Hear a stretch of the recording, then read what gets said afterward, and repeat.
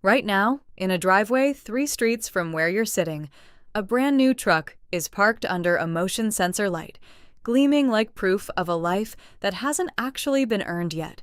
It will sit there all night, silent, expensive, and lying to every neighbor who walks past it. Because here's the part almost nobody wants to say out loud. The shine on that truck and the size of that person's bank account are, more often than not, moving in opposite directions. One goes up. The other quietly collapses. And the person behind the wheel is usually the last to notice, because the collapse doesn't come with an alarm. It comes with silence, right up until the month it doesn't. I spent the last several weeks pulling apart two lives that looked nothing alike from the outside and turned out to be almost identical on paper. Same income, same city, same starting line. What separated them wasn't luck, and it wasn't a secret stock tip. It was a single decision, repeated thousands of times, so small that neither of them ever noticed they were making it. One of them will retire with the freedom to walk away from anything that no longer serves her. The other is still, at this very moment, one bad month away from a phone call from a collections agency, while driving something that says the exact opposite. And the gap between them has a name. It's rarely spoken, it's never advertised, and by the end of this video, you will never be able to unsee it again in your own life. This isn't a video about being cheap. It isn't about shame, and it isn't about never buying anything nice again. It's about a tax so quiet it doesn't even feel like spending. And by the time I show you what it actually costs over 30 years, in real dollars, you may need to sit down. Stay with me. This changes how you'll look at every parking lot for the rest of your life. Hey, welcome back. Or if this is your first time here, I'm Megan, and this channel exists for exactly one reason: to translate the confusing, jargon-heavy world of money into plain, honest numbers you can actually use. No hype, no get rich quick, just the real math behind the decisions that quietly shape whether you end up wealthy or exhausted. Today's video is one I've been sitting on for a while because it's uncomfortable. It asks you to look at your own life a little differently, and honestly, it asked me to look at mine differently too. We're going to talk about the invisible cost of looking successful, and why so many people who seem to have it all together are one missed paycheck from panic, while the people who seem the most boring with their money are often the ones quietly building real freedom. Before we get into it, if you're new here, this is exactly the kind of breakdown I post every single week. Real numbers, real behavior, zero fluff. So if that's useful to you, hit subscribe now so you don't miss the next one, because next week's video might be the one that changes something for you specifically. And if you're already watching, do me a favor. Hit that like button. It genuinely helps this video reach more people who need to hear it, and it costs you nothing but a second. I read every comment, so tell me, where are you watching from today? Drop your city and country below. I love seeing just how far this conversation travels, and I try to reply to as many of you as I can. Okay, let's get into it, because what I'm about to show you isn't opinion, it's math. And once you see it, you won't be able to look at a parking lot, a closet, or an Instagram feed the same way again. Let's start with the two people I mentioned at the beginning, because their story is the entire video in miniature. I'll call them Marcus and Elena, not their real names, but a real situation, one you have almost certainly lived next to without realizing it.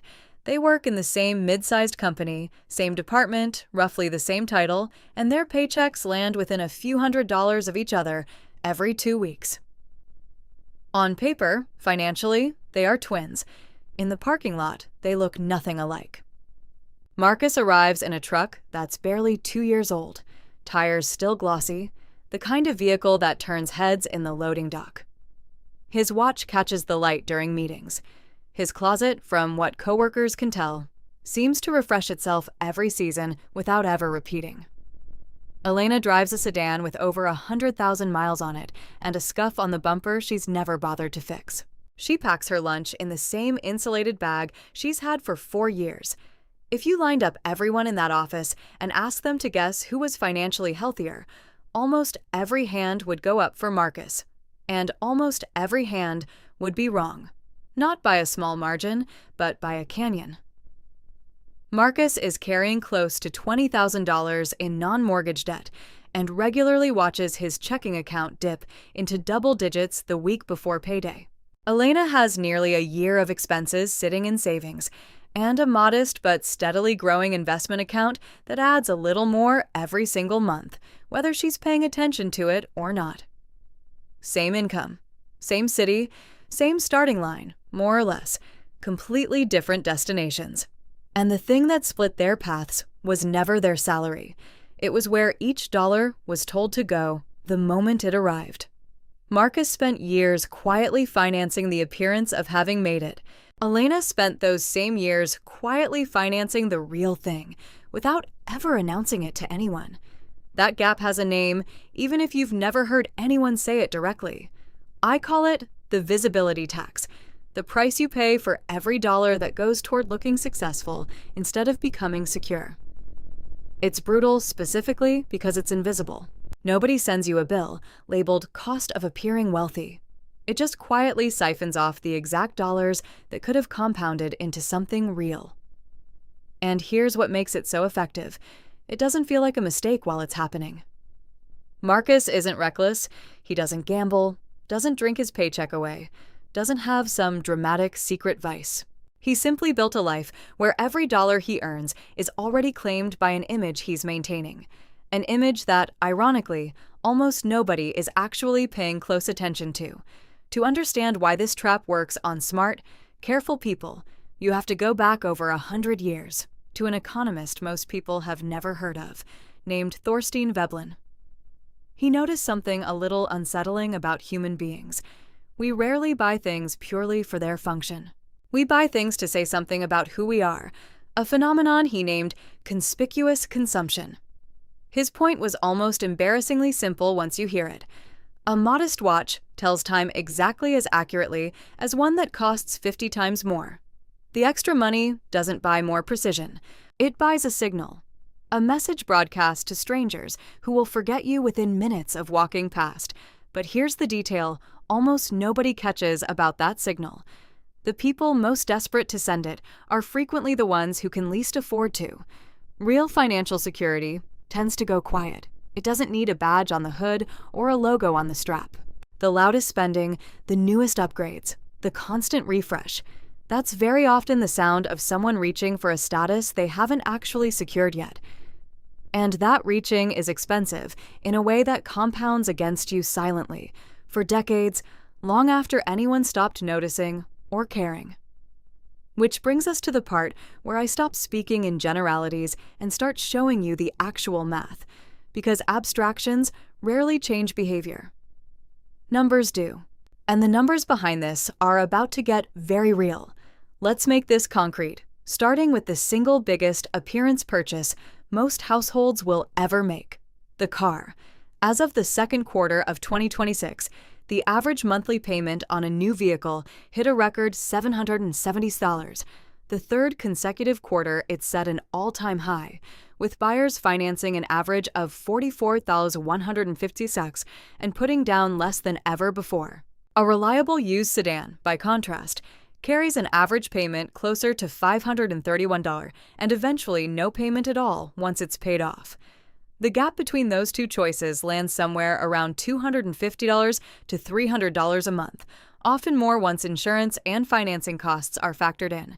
It doesn't sound dramatic. It feels like the ordinary cost of having something nice. But watch what happens when that gap is treated as an investment instead of a monthly bill. If that few $100 difference is invested every month at a conservative long-term average return, the kind index funds have historically delivered, it grows into well over $150,000 after 20 years. Stretch that same ordinary decision across 30 years, and you're looking at somewhere north of $350,000. That is the real price of the flashier vehicle, not the number on the sticker, the number it quietly erased from someone's future. Hundreds of thousands of dollars gone in exchange for looking a little more successful in a parking lot for a few years. And that's before you count the nearly 1 in 5 new vehicle buyers today whose monthly payment has crossed $1,000, a figure that ties an all-time high. Sit with that for a second. because it reframes the entire decision. The upgraded vehicle was never really competing against the cheaper one. It was competing against an early retirement, against the freedom to leave a job that's draining you, against a paid-off home. It just never announced itself as the opponent. And leasing deserves its own spotlight here, because it has become so culturally normal that almost nobody recognizes it as a trap anymore. Picture someone who has leased a nicer sedan continuously for close to 2 decades, always a payment they can technically afford, always a fresh badge sitting in the driveway. The average new lease payment in 2026 runs close to $619 a month. When you lease, you pay for the steepest, most expensive depreciation years of a vehicle's life, then hand it back and own precisely nothing. Run that $619 payment across 20 straight years of lease, return, repeat, and the total handed over climbs past $148,000 with zero ownership, zero equity, and zero asset to show for any of it. Invest that same monthly amount instead, and it grows into several times that number over the same stretch of time. The badge on the hood quietly costs that person a small fortune they will never see or feel. Now compare that to what people with genuinely significant wealth tend to actually drive. Study after study on real self-made millionaires turns up the same unglamorous pattern. Unremarkable, reliable, often years-old vehicles from brands nobody associates with status. Warren Buffett, one of the wealthiest people alive, has lived in the same modest home he purchased decades ago, long after he could have bought an entire city block if he wanted to. These aren't people who lack options. They simply decided, somewhere along the way, that looking wealthy wasn't worth the actual cost of becoming wealthy. And here's the pattern worth remembering. Genuinely wealthy people tend to buy the flashy version of things, if they buy it at all, after the wealth is already built, almost as an afterthought. The people performing wealth buy the symbol first and quietly hope the substance shows up later to justify it. It almost never does, because every dollar locked into the performance is a dollar that never gets the chance to go to work for you. And every visible upgrade drags an entire invisible ecosystem behind it that nobody adds up in advance. The truck needs the premium insurance. The bigger house needs the furniture and the higher utility bills. The watch needs a wardrobe that makes the watch make sense. Financial researchers sometimes call this the lifestyle multiplier. One status purchase rarely costs what the price tag alone suggests. This is also exactly why a bigger paycheck so rarely fixes anything on its own. Each raise quietly becomes the down payment on a slightly more expensive version of the same performance. Income climbs, lifestyle climbs right alongside it, and the actual gap between earning and keeping stays precisely where it started, just with more zeros attached. The treadmill simply speeds up. The view never changes. Here's where the story stops being about psychology and starts being about design, because the systems around you weren't built by accident. They were built, tested, and refined specifically to target the part of your brain that craves belonging and status. And in the last few years, that machinery got a devastating new upgrade: the ability to make spending feel completely painless. You already know it by name, even if you've never thought about it this way. Split it into 4 payments checkout buttons, one-tap installment plans. Buy now, with the pay later tucked quietly into fine print. On the surface, it looks like nothing more than convenience. A friendly little option that makes an expensive thing feel affordable in the moment. Underneath, it may be one of the most effective tools ever built for spending money you don't have on things designed to make you look like you do. What makes it so dangerous isn't the debt itself. It's how it bypasses the discomfort you're supposed to feel before spending. Every part of that checkout flow is engineered to shrink your hesitation to zero. You see $35 today in bold letters, while the real total sits quietly in the background, easy to ignore. That feeling of spending less than you actually are, that feeling is the entire product. And it's spreading into places that should genuinely alarm you. Some of these installment services now let people finance groceries and everyday takeout, a category that has roughly doubled its share of buy now, pay later spending in the past year alone. Let that sit for a second. Not a couch, not a vacation, dinner. And the strain is showing. Nearly half of Buy Now, Pay Later users, 47%, say they paid at least one installment late in the past year, up from 41% just 12 months earlier and 34% the year before that. The trend line is only moving one direction. Let's do the math. Most people never stop to run. Say a household is quietly financing $500 a month in everyday purchases through these installment apps instead of paying cash. Invested instead at a conservative long-term rate over 30 years, that money would grow into roughly $600,000. A lifetime of feeling slightly more convenient, traded for the better part of a comfortable retirement. That's not a rounding error. That's a different life. The upgrade habit runs on the exact same wiring, just with smaller, more forgivable feeling price tags. The phone that works perfectly fine gets replaced anyway, because a newer model exists and the old one suddenly feels embarrassing to hold. Say that reflex costs an extra $50 a month, every month, chasing whatever's newest. Invested across 30 years instead, that pattern alone becomes tens of thousands of dollars. Money that vanished not because of one big mistake, but because of one small, repeated, socially acceptable one. Credit cards operate on the same psychology, just with a far sharper edge when things go wrong. The average interest rate on balances that are actually accruing interest now sits above 21.5%, and the typical balance among people who carry debt month to month runs close to $7,000. Run the simple math on that.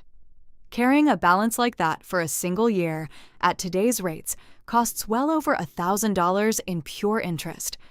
Money that buys you literally nothing. No object, no memory, no asset. It simply evaporates to maintain the appearance of a lifestyle that couldn't actually be paid for in cash. And it's not a small, isolated problem. Credit card balances that are 90-plus days past due recently climbed to their highest share in 15 years. There's a tell in all of this that, once you notice it, you will never stop noticing again. People performing wealth tend to talk about money they're about to make, not money they already have. A deal that's about to close. An opportunity that's going to change everything. Always just over the horizon, because the present doesn't match the image being sold. There's a close cousin to that tell too. People who brag loudly about revenue while quietly leaving out how little of it they actually kept. Announcing the top-line number while the real number, the one that matters, stays carefully off camera. It isn't confidence. It's the sound of a gap being papered over in real time, dollar by dollar, post by post. None of this is really about any single purchase. It's about an entire ecosystem built, layer by layer, to make spending frictionless and comparison constant.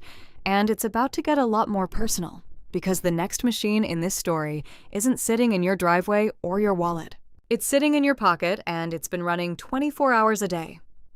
Every generation before this one had to compare themselves to the neighbors on their actual street. That was hard enough on its own. Your generation has to compare itself to a carefully curated highlight reel pulled from millions of strangers, refreshed every few seconds, engineered specifically to hold your attention for as long as possible. And comparison, it turns out, is remarkably good at holding attention. Researchers have started giving this phenomenon an actual clinical-sounding name: financial dysmorphia, a distorted, warped sense of your own money situation, built almost entirely from comparing your real, messy, complicated life to everyone else's single best, filtered moment. And the data on how widespread it's become among younger adults is honestly startling. Large surveys have found a significant share of both Gen Z and millennials report experiencing exactly this kind of distortion, feeling perpetually behind despite objectively reasonable financial situations. Here's the part that should really stop you.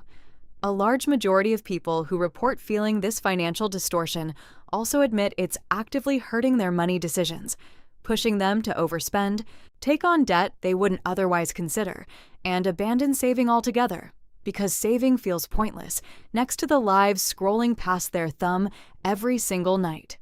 Sit with what's actually happening in that moment. Nobody posts their budget spreadsheet. Nobody films the quiet Saturday spent at home specifically to avoid spending money. The anxiety behind someone's leased car, their maxed out installment plans, their careful outfit, repeats disguised as a capsule wardrobe. All of that stays carefully, deliberately off camera.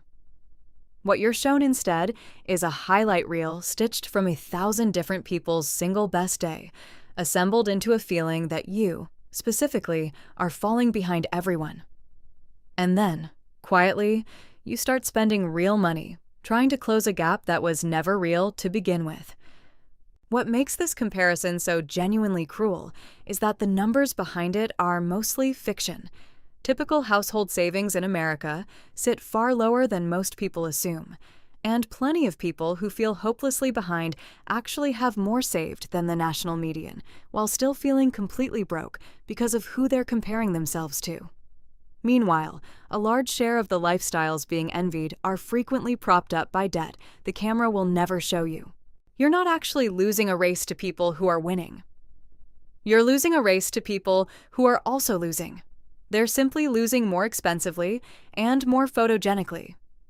The person posting the rooftop dinner may be one slow month away from a missed payment, and you would have absolutely no way of knowing it from the photo.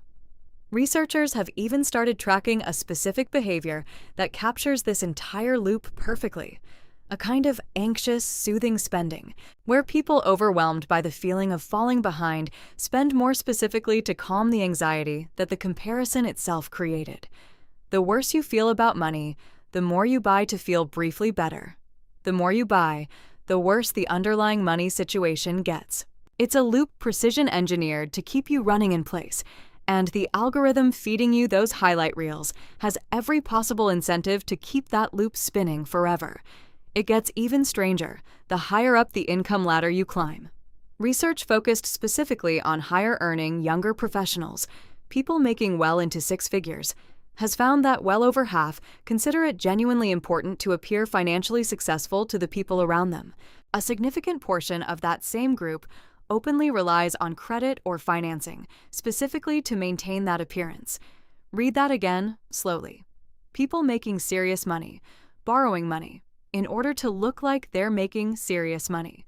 The image had quietly become more important than the reality it was supposed to represent. And separately, research on households earning even upward of $150,000 a year has repeatedly found a large share still living paycheck to paycheck. The strain doesn't disappear at a higher income. It simply scales with it. The more you earn, the more lifestyle you feel pressured to display. And the squeeze stays exactly as tight as it was before the raise arrived. There's a name researchers use for the underlying engine driving all of this: the better-than instinct. A nicer car than the coworker, a fancier trip than the sibling, a better watch than the friend from college. Every purchase becomes a small, silent attempt to win a comparison that, in reality, nobody else is actually keeping score of, except you. The dinner party becomes a stage. Everyone performs success, nobody admits struggle, and everyone walks away feeling slightly poorer about a situation that might genuinely be more solvable than the one sitting across the table, pretending not to be worried at all. Here's the reframe I promised you at the very beginning, the one that changes how you see every parking lot, every closet, every feed from this point forward. Once you actually understand the visibility tax, the people who look rich start to look quietly broke, and the people who look ordinary start to look genuinely free. That flip, once it happens in your head, does not undo itself. Stealth wealth isn't just a trendy phrase people throw around online anymore. It's simply what actual financial security looks like up close. And it turns out to be far less glamorous than advertising has trained you to expect. Studies on real, self-made millionaires consistently find the same unglamorous pattern. Most of them still budget carefully, still actively look for deals, and still deliberately avoid extravagant spending, even long after crossing into seven-figure net worth.